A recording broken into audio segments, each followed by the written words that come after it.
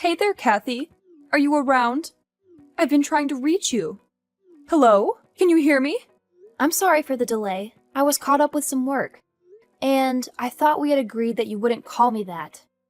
Oh, what work could possibly keep you so busy? Let me guess. Is it gaining weight? You're overstepping your boundaries now. Please kindly refrain yourself from saying whatever nonsense comes to your mind. Oh, come on. Don't tell me what I can or cannot say, especially when it seems like you're the one who is incapable of doing anything productive. Like getting a job, for instance. That's not true. Like I said, I'm working. What do you think I meant by that? Really? Working on what exactly? Lying around and stuffing your face with snacks? Can you stop saying such things? It's not nice to make fun of people like that. I don't appreciate it. Well then, why don't you try being useful for a change? Maybe that will improve our relationship. But I am trying. I help you around the house whenever I can. I appreciate you making dishes for us. I even buy you presents whenever I'm out. And I put in a good word for you whenever we have guests. Don't take this the wrong way, but I think you're the one who has to fix her attitude. There you go again with your complaints. You just love being pampered and having people do things for you. But let me tell you something, sweetheart. That's not how the real world works. That's not what I meant at all. Anyway, the reason why I texted you was to ask a favor regarding my son. What is it? It's simple, really. I don't want you around him anymore. What? Why would you say something like that? You heard me right. Stay away from my son. But that's impossible. He's my husband. Why would you want us to separate? You were supportive of our marriage. Yes, that was before I realized he chose someone like you as his wife. You two are completely different. My son is a smart and handsome young man with a bright future ahead of him. He shouldn't be seen with someone like you. That was uncalled for. Do you even realize how hurtful your words are? And let's not forget about your attitude. Honestly, I don't understand what he sees in you. All you seem to be good at is spending his money. Excuse me? Yes, you heard me right. You're always out shopping and spending money left and right. Where do you even get the money from? You don't have a job, so it must be his money that you're spending. That's not true at all. The money is mine. Really now? Do you expect me to believe that lie? You don't even have a job. It's not a lie, Amanda. I do have my own source of income. Couldn't you have found some other rich guy to leech off of? Why did it have to be my son? Let me guess. No one else wanted to spend even a penny on you, right? Connor probably felt sorry for you and decided to help out, but you took advantage of his kindness and now plan on living off his money for the rest of your life. That's not true at all. You can't just make assumptions about me like that. I'm not with him for his money. I married him because of who he is as a person. Connor is an amazing guy and an even better husband. He means everything to me, and I love him dearly. Well, we'll see how long that lasts once his bank account dries up. After that, I'm sure you'll leave him in no time flat. Do us all a favor and just end things with him already. He deserves someone better than you. That's ridiculous. There's no way I'm leaving him. But as far as moving out goes, don't worry about it because Connor and I are planning on moving out next month anyway. Wait, what? Connor didn't mention anything about moving out. Are you trying to steal my son away from me? You're the bitch. Ever since I moved in here, you've tried to make my life miserable. You keep looking down on me, call me names, and mock me. This is no way to treat a human being. So I looked up and found a nice apartment we can live in. You wouldn't have to deal with me any longer. Are you happy now? I don't believe this. You really are trying to take him away from me. Mark my words, Kathy. You will regret this. I'll make you pay. Hey, Kathy, where are you? I've been trying to reach you. Hi, Connor. I'm currently at the library. What about you? Where are you? I'm at home right now. Really? That's unusual. You're usually not home this early.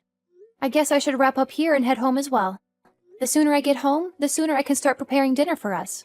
Actually, there's no need for that. Mom already prepared dinner for me. Speaking of Mom, she seemed quite upset today.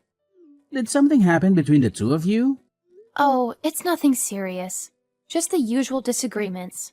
It seems like your mom still hasn't fully accepted me. Mom mentioned that you were out the whole day today. Is that true?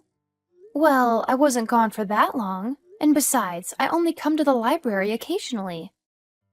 Listen, Kathy, I've been doing some thinking and I don't think this is working out between us. We should consider getting a divorce. You understand what I'm saying, right? What? No, I don't understand at all. Why are you suddenly asking for a divorce? Because I don't love you anymore. What do you mean by that? Just last night you told me that I was the light of your life. That was before I found out what happened. Why? What happened? This is all so sudden. Hang on, let me get back. We'll talk about this face to face when I get home, okay? No, it's not okay. I've made up my mind and my decision is final. But why? As your wife, don't I deserve to know why you want a divorce? Because you're useless. You don't help around the house. You don't care for my mom. Hell, you don't even take care of yourself. Just look how much weight you've gained. You weren't this big when I married you. I'm trying my best to help your mother around the house, and you know it. I do the dishes, clean the kitchen, vacuum the house, volunteer to go shopping when no one else wants to. And yet, I still have to listen to her complain about me all day. I'm finding it difficult to manage my time and energy with all the household work and my personal work and everything. Yeah, right. Next you're gonna complain that I'm a bad husband. What's wrong with you?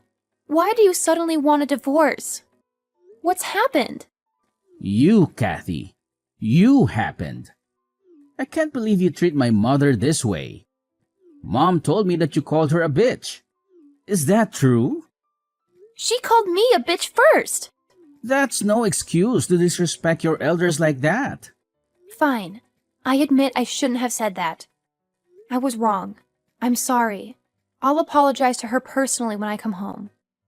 But don't you think it's a little extreme? Are you divorcing me over this? It really affected her. She's been so sad the whole day. What's worse is that when I ask you what happened, you said it's nothing. Are you that heartless? You're making a big deal out of nothing. The last time I talked to your mom, she seemed fine. She was her usual criticizing self. She definitely said way more hurtful things to me. It's not just that. I've been noticing the way you behave around her. You're always complaining that she dislikes you, that she calls you names, etc. I understand that my mother can be a handful at times, but all you do is to complain about it. Besides that, you're almost never home. Even now, you left to be in a library while my mother is here, all sad and alone. I can't have a selfish wife. You're supposed to take care of her when I'm not around. Selfish? Your mother has been breathing down my neck ever since we got married. She keeps insulting me and keeps arguing with me on everything. But you never take my side. You kept telling me that I shouldn't react to what she says. So I come to the library to ease my mind. You didn't mind when I asked you to head to the library every now and then, so why is it a problem now? Because I feel you're always there. You're never home. How would you know? You're always at work. Mom told me. I see. And was it your mom who suggested you get divorced? Yes, we've been talking about it for a few days now. I don't appreciate how you talk back to her. Not to mention the tone you use with her. I've lectured you about this before, haven't I? But you just don't listen. If you can't change your attitude, then I don't think we can be together anymore. It's that simple. Are you even listening to me? I'm your wife! Why don't you ever hear my side of the story for a change? You always pick your mom over me. What did you expect? She's my mom. I can't say no to her. So, what she says becomes absolute? Is that it? Have you ever even seen how your mom treats me? That's enough. I won't let someone talk to my mother like that. What about me? I've been working my butt off to provide for the family. On top of that, I'm helping your mother with the housework. I tried to spend as much time with her as I possibly can. I've even tried to ignore her comments. But sometimes they really get to me, you know? At first, I was able to tolerate it because I knew I had your support. But these days, it's like you're a completely different person. Why are you acting so differently? That's not who I married. My Connor is kind and loving. He's thoughtful and fulfills all his duties as a husband and looks out for his wife. I don't understand why you're being so cruel. Cruel, huh? Just because I have been giving you your usual allowance, I'm cruel? If that's how you feel about me, then fine. Let's just get a divorce and end things here. As if I need your allowance. I make enough money on my own. What I need from you is a partner that has my back. Make enough money? Doing what? Writing articles? Yeah, right. Just because you got lucky with your freelancing career doesn't mean it'll last long. I reckon it'll only take you a month or so to start losing clients. It's all downhill from there. After that, you'll come crawling back to me for your allowance. Okay, rude. And who are you to tell me I'll fail? A good husband should support his wife. And what is it with you and your mother looking down on me all the time? I'll have you know that my clients are very loyal to me. More than you've ever been. But as far as the divorce goes, then fine. Let's get divorced. Wait, really? I can't live in a household where all its members look down on me. If you can't treat me right, then you are in no position to call yourself a worthy husband. Uh-huh. Anyways, do you think you can move up till the end of the month? I want to start my new month fresh. Don't worry, I'll leave.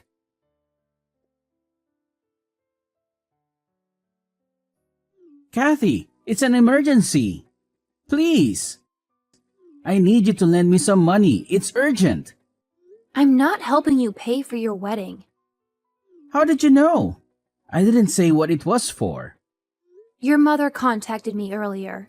She tried to guilt trip me into giving her money. She said it was for your wedding and that I should be happy for you. I turned her down. Look, I'm sorry that I divorced you, okay? I know you probably still have feelings for me, and I understand that. But there just wasn't a future for us, you know. Well, okay, Mr. Delusional. Are you done? I have other important matters to attend. I get that you're jealous of my fiancé. But it's okay. The least you could do is see me happy, right? This is your chance. If this is some messed up way of apologizing, then I'm afraid you're a little late. Please, just listen to me, okay? I never wanted to divorce you. Mom made me. What was I supposed to do? Oppose her? I was young and stupid. I didn't know what to do. It was all her scheming.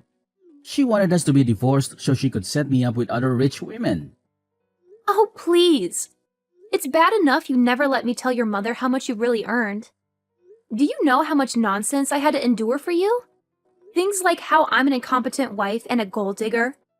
When the truth is that the house is only functioning under my income. I know. I didn't realize how much you were contributing. Now it is hard to manage expenses without your help. I'm sorry. I didn't know what I was thinking. But I really need your help right now. My mom didn't know my salary. She told my fiancé that I make 6 figures a year. Now everyone's expecting me to throw this lavish wedding, but don't have the money for it. I'm already in debt. Then just tell them the truth. If she chooses to still marry you, you'll be a lucky man. Having wives who earn more than you to sustain the house. But please don't blow it with her, too. The wedding is in 2 weeks. If I tell her I'm not what I introduced myself as, she won't marry me. Don't you think she'll find out sooner or later?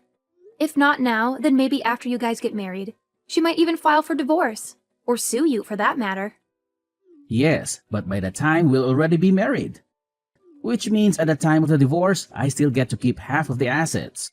You're a real scumbag. They say women are gold diggers. Clearly, they haven't met you. Please, I'll do anything. Just help me with this wedding. I'm begging you. You got yourself into this mess, so you fix it. Quit bothering me. I'm going to block your number now. Wait, please. Hello? Are you still there? Hello?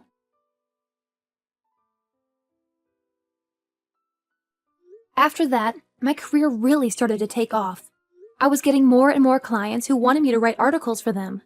I even had to hire a few more employees to keep up with all the orders. I was making more money than I ever dreamed of. I was able to buy a nice apartment in the city, a new car, and some designer clothes. I hadn't started dating anyone yet, but I planned to do it as soon enough. This time I would be looking for someone far more trustworthy and loyal than Connor could ever be. Someone who would love me for who I am and not for how much money I make or how much I weigh. As for Connor, he had to sell his house to pay for the wedding, but that still wasn't enough.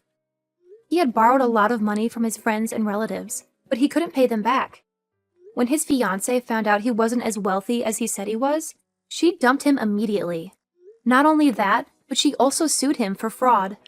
She claimed that he had lied to her about his financial situation and that he had tricked her into marrying him. She demanded a huge amount of money as compensation. Now that he's homeless and in a lot of debt, both him and his mother have to work several part-time jobs to get food on the table. They have to live in a cheap motel and barely have enough to survive. It's a wonder how they'll make it through the winter, especially with the cold weather and the high heating bills.